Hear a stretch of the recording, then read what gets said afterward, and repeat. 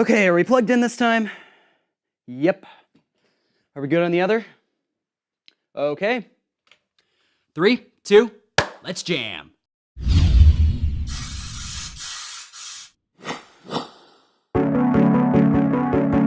There's a common problem you see in people when they're new to any sort of video production. It's really easy to fixate on the camera and all the little technical aspects that go into your image. And because of that, it becomes really easy to take for granted just how much audio accounts for in your video. I myself was guilty of that when I started out, but what really made it a hurdle for me was the point in time that I got into the game, the DSLR revolution.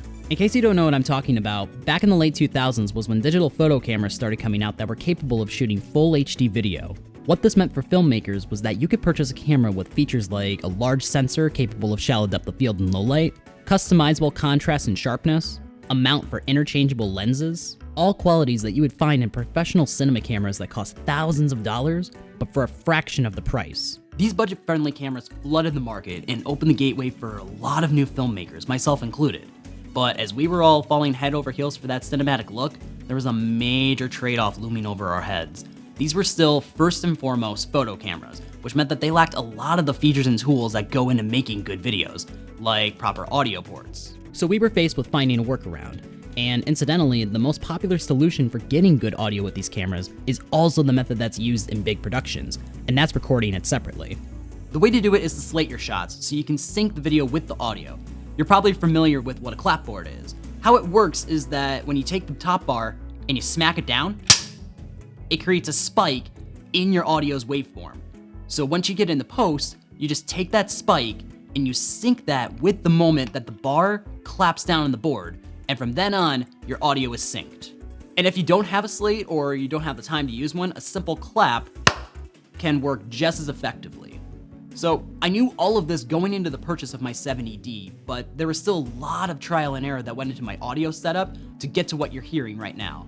What it all started with was the recorder itself, the Zoom H6. This came out right around the time I purchased my 70D, succeeding the ever-popular H4n. What made the H6 stand out to me more was that it had 4 ports and channels versus the H4n's 2, and it hosted Zoom's newly featured interchangeable capsule mics. These little mini mics mount right to the front of the recorder, and they have their own designated channel. The starter kit comes with both of these, the XY directional microphone, which I've used for both interviews and as a shotgun mic, and the stereo microphone, which most recently I've been using to record the sound effects at the start of my videos. Having a 2-in-1 option for a microphone and recorder was a huge find that met both my needs and my budget at the time. This thing came especially handy for the wedding films I started to shoot. I used it and continue to use it for anything from interviews to hooking up to DJ booths. Of course, with the hustle that comes with shooting weddings, the ways I use it came with varying degrees of success. Yeah, that was in front of my whole family. But let that go to show that relying too heavily on one piece of equipment can stretch it pretty thin. I was at a point where I needed more than the H6, specifically something that could get closer to my subject. And that's where this little guy came in, the Rode SmartLav Plus. This sub-$100 lav mic is capable of plugging into a big selection of iPhones and Androids, so long as they have a headphone jack, and it's able to record to Rode's recording app or an equivalent. Now, I will admit, it is a little harder to rely on this nowadays with a lot of modern cell phones doing away with the headphone jack. And I do plan on upgrading to something like a Sennheiser G3, but for now, I do still have my old iPhone 4S that I've dedicated solely as a receiver for the SmartLav.